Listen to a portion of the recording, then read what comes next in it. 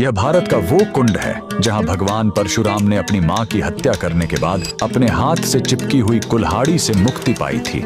यह कहानी है महान ऋषि जमदग्नि और उनकी पत्नी पतिव्रता रेणुका की। कहते हैं रेणुका हर दिन नदी से कच्चे घड़े में पानी लाती थी और उनके सतीत्व के बल से वह घड़ा टूटता नहीं था। उनके 5 पुत्र थे जिनमें सबसे छोटे थे विष्णु अवतार परशुराम। एक दिन रेणुका ने नदी में कुछ गंधर्वों स्वर्ग के संगीतकार को जलक्रीड़ा करते देखा। उन्हें देखकर एक पल के लिए उनका मन मोह में पड़ गया और उसी क्षण उनके सतीत्व का बल टूटा और कच्चा घड़ा टूट गया। जब वो आश्रम लौटी तो ऋषि जमदग्नि ने अपने योग्य बल से जान लिया कि उनका मन भटक गया था। वो इतने क्रोधित हुए कि उन्होंने अपने पुत्रों को आज्ञा दी, अपनी मां का वध कर दो।